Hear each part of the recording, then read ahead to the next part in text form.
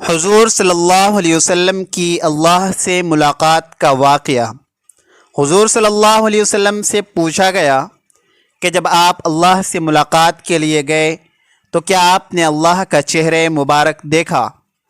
آپ صلی اللہ علیہ وسلم نے فرمایا ہاں، جب میں نے اللہ کو دیکھا تو بسم اللہ الرحمن الرحیم رسول اللہ صلی اللہ علیہ وسلم کو طائف کے دعوتی سفر سے واپسی پر جسم اور روح کے ساتھ بیداری کی حالت میں مسجد حرام سے مسجد اقصی اور پھر وہاں سے ساتواں آسمان، سدرۃ المنتہا، جنت و جہنم اور جہاں تک اللہ نے چاہا ان مقامات کی سیر کرائی گئی۔ اس سفر کو معراج کہتے ہیں۔ معراج کی تاریخ میں علماء کا اختلاف ہے اور کئی اقوال کتب میں مذکور ہیں۔ معراج کے واقعے کا اجمالی خلاصہ یہ ہے کہ نبی کریم صلی اللہ علیہ وسلم ام ہانی رضی اللہ تعالی عنہا کے مکان میں آرام فرما رہے تھے کہ یکایک چھت پھٹی اور جبرائیل امین اترے۔ ان کے ہمراہ دیگر فرشتے بھی تھے۔ نبی کریم صلی اللہ علیہ وسلم کو جگا کر مسجد حرام لے جایا گیا۔ وہاں آپ کے سینے مبارک کو چاک کر کے قلب اطہر کو آب زمزم سے دھویا گیا۔ بعد ازاں آپ کی سواری کے لیے ایک بہشتی جانور لایا گیا اور مسجد اقصی کی جانب روانہ ہوئے۔ اس راستے میں آپ کو عجائبات دکھائے گئے۔ مختلف اقوام اور مختلف لوگ اپنے گناہوں کی وجہ سے مختلف سزاؤں میں مبتلا تھے۔ مسجد اقصی پہنچ کر رسول اللہ صلی اللہ علیہ وسلم نے انبیاء کی امامت فرمائی۔ اس کے بعد ملائکہ کے ہجوم میں آسمانوں کی جانب روانہ ہوئے اور آسمانوں میں آپ صلی اللہ علیہ وسلم نے مختلف انبیاء اکرام، حضرت آدم علیہ السلام، حضرت یحییٰ علیہ السلام، حضرت عیسیٰ علیہ السلام، حضرت یوسف علیہ السلام، حضرت ادریس علیہ السلام، حضرت ہارون علیہ السلام، حضرت موسیٰ علیہ السلام، حضرت ابراہیم علیہ السلام سے ملاقات فرمائی۔ بعد ازاں آپ صلی اللہ علیہ وسلم کو سدرۃ المنتہا کی طرف بلند کیا گیا۔ اس مقام پر آپ صلی اللہ علیہ وسلم نے جبرائیل امین کو اصلی صورت میں دیکھا۔ نیز اللہ جل شانہ کی تجلیات و انوارات کا مشاہدہ کیا۔ یہاں سے بارگاہ اقدس میں پہنچے، بارگاہ الہی میں سجدہ ریز ہوئے اور بلا واسطہ کلام خداوندی سے سرفراز ہوئے۔ اسی موقع پر نماز فرض کی گئی۔ اس کے بعد البیت المعمور حضور اکرم صلی اللہ علیہ وسلم کے سامنے کر دیا گیا، جہاں روزانہ 70,000 فرشتے اللہ کی عبادت کے لیے داخل ہوتے ہیں، جو دوبارہ اس میں لوٹ کر نہیں آتے۔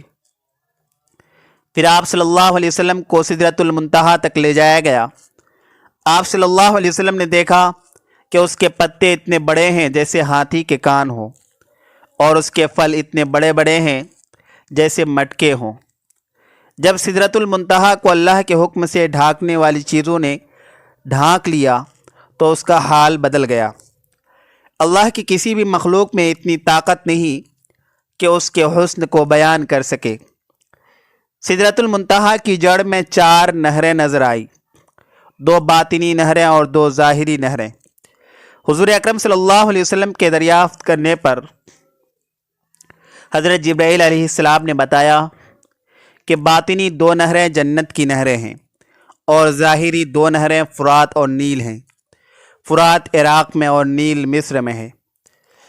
اس وقت اللہ تعالیٰ نے ان چیزوں کی وحی فرمائی جن کی وحی اس وقت فرمانا تھا، اور 50 نمازیں فرض کی گئی۔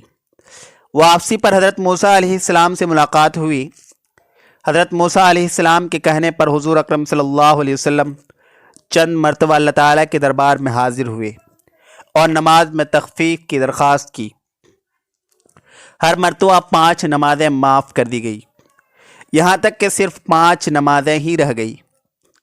حضرت موسیٰ علیہ السلام نے اس پر بھی مزید تخفیف کی بات کہی، لیکن اس کے بعد حضور اکرم صلی اللہ علیہ وسلم نے کہا کہ مجھے اس سے زیادہ تخفیف کا سوال کرنے میں شرم محسوس ہوتی ہے، اور میں اللہ کے اس حکم کو تسلیم کرتا ہوں۔ اس پر اللہ تعالیٰ کی طرف سے یہ ندا دی گئی کہ میرے پاس بات بدلی نہیں جاتی، یعنی میں نے اپنے فریضے کا حکم باقی رکھا اور اپنے بندوں سے تخفیف کر دی، اور میں ایک نیکی کا بدلہ 10 گنا کر دیتا ہوں۔ غرضے کے ادا کرنے میں نمازیں 5 ہیں اور ثواب میں 50 ہی ہیں۔ معراج کے موقع پر حضور اکرم صلی اللہ علیہ وسلم کو 3 انعام دیے گئے۔ نمبر 1، حضور اکرم صلی اللہ علیہ وسلم کو اللہ تعالیٰ سے انسان کا رشتہ جوڑنے کا سب سے اہم ذریعہ یعنی نماز کی فرضیت کا تحفہ ملا، اور حضور اکرم صلی اللہ علیہ وسلم کا اپنی امت کی فکر اور اللہ کے فضل و کرم کی وجہ سے 5 نمازوں کی ادائیگی پر 50 نمازوں کا ثواب دیا جائے گا۔ نمبر 2، سورۃ البقرہ کی آخری آیت آمن الرسول سے لے کر آخر تک عنایت فرمائی گئی۔ نمبر 3، اس قانون کا اعلان کیا گیا کہ حضور اکرم صلی اللہ علیہ وسلم کی امت کے شرک کے علاوہ تمام گناہوں کی معافی ممکن ہے، یعنی کبیرہ گناہوں کی وجہ سے ہمیشہ عذاب میں نہیں رہیں گے بلکہ توبہ سے معاف ہو جائیں گے یا عذاب بھگت کر چھٹکارا مل جائے گا۔ البتہ کافر اور مشرک ہمیشہ جہنم میں رہیں گے۔ معراج میں دیدار الہی زمانہ قدیم سے اختلاف چلا آ رہا ہے کہ حضور اکرم صلی اللہ علیہ وسلم شب معراج میں دیدار خداوندی سے مشرف ہوئے یا نہیں، اور اگر رویت ہوئی تو وہ رویت بصری تھی یا رویت قلبی تھی۔ البتہ ہمارے لیے اتنا مان لینا انشاءاللہ کافی ہے کہ یہ واقعہ برحق ہے۔ یہ واقعہ رات کے صرف ایک حصہ میں ہوا، نیز بیداری کی حالت میں ہوا، اور حضور اکرم صلی اللہ علیہ وسلم کا یہ ایک بڑا معجزہ ہے۔ قریش کی تکذیب اور ان پر حجت قائم ہونا، رات کے صرف ایک حصہ میں مکہ مکرمہ سے بیت المقدس جانا، انبیاء کرام علیہ السلام کی امامت میں وہاں نماز پڑھنا، پھر وہاں سے آسمانوں تک تشریف لے جانا، انبیاء کرام علیہ السلام سے ملاقات، اور پھر اللہ جل شانہ کی دربار میں حاضری، جنت و دوزخ کو دیکھنا، مکہ مکرمہ تک واپس آنا، اور واپسی پر قریش کے ایک تجارتی قافلہ سے ملاقات ہونا جو ملک شام سے واپس آ رہا تھا۔ جب حضور اکرم صلی اللہ علیہ وسلم نے صبح کو معراج کا واقعہ بیان کیا تو قریش تعجب کرنے لگے اور جھٹلانے لگے، اور حضرت ابوبکر صدیق کے پاس گئے۔ حضرت ابوبکر صدیق نے فرمایا کہ اگر انہوں نے یہ بات کہی ہے تو سچ فرمایا ہے۔ اس پر قریش کے لوگ کہنے لگے کیا تم اس بات کی بھی تصدیق کرتے ہو؟ انہوں نے فرمایا کہ میں تو اس سے بھی زیادہ عجیب باتوں کی تصدیق کرتا ہوں، اور وہ یہ کہ آسمانوں سے آپ کے پاس خبر آتی ہے۔ اسی وجہ سے ان کا لقب صدیق پڑ گیا۔ اس کے بعد جب قریش مکہ کی جانب سے حضور اکرم صلی اللہ علیہ وسلم سے بیت المقدس کے احوال دریافت کیے گئے تو اللہ تبارک و تعالی نے بیت المقدس کو حضور اکرم صلی اللہ علیہ وسلم کے لیے روشن فرما دیا۔ اس وقت آپ صلی اللہ علیہ وسلم حتیم میں تشریف فرما تھے۔ قریش مکہ سوال کرتے جا رہے تھے اور آپ صلی اللہ علیہ وسلم جواب دیتے جا رہے تھے۔ اس اہم و عظیم سفر میں آپ صلی اللہ علیہ وسلم کو جنت و دوزخ کے مشاہدہ کے ساتھ مختلف گنہگاروں کے احوال بھی دکھائے گئے، جن میں سے بعض گنہگاروں کے احوال اس جذبے سے بیان کر رہا ہوں کہ ان گناہوں سے ہم خود بھی بچیں اور دوسروں کو بھی بچنے کی ترغیب دیں۔ کچھ لوگ اپنے سینوں کو ناخنوں سے چھیل رہے تھے۔ حضرت انس رضی اللہ تعالی عنہ سے روایت ہے کہ رسول اللہ صلی اللہ علیہ وسلم نے ارشاد فرمایا کہ جس رات مجھے معراج کرائی گئی میں ایسے لوگوں پر گزرا جن کے ناخن تانبے کے تھے اور وہ اپنے چہروں اور سینوں کو چھیل رہے تھے۔ میں نے جبرائیل علیہ السلام سے دریافت کیا کہ یہ کون لوگ ہیں؟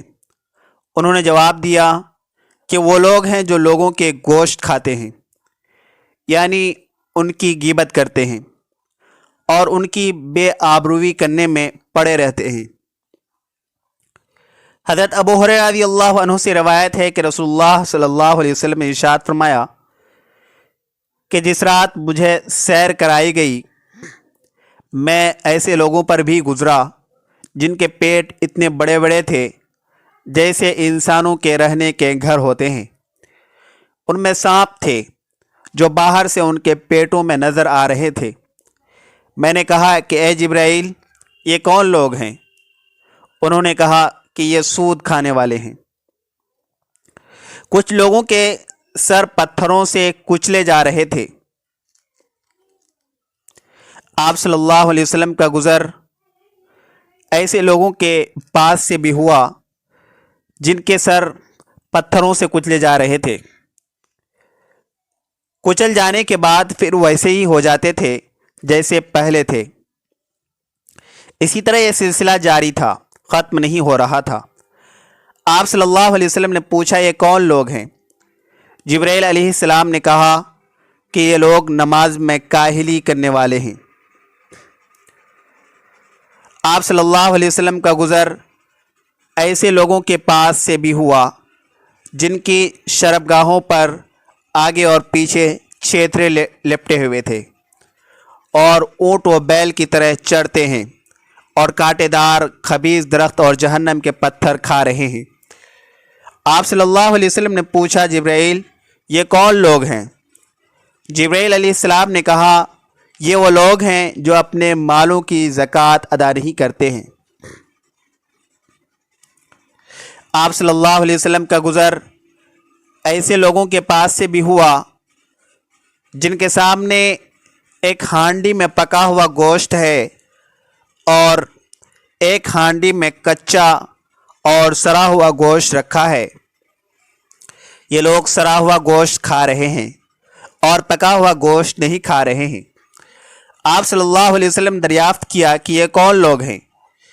जिब्राइल अलैहिस्सलाम ने कहा कि ये वो लोग हैं जिनके पास हलाल और तय्यब औरत मौजूद है, मगर वो ज़ानिया और फाहिशा औरत के साथ शबबाशी करते हैं और सुबह तक उसी के साथ रहते हैं।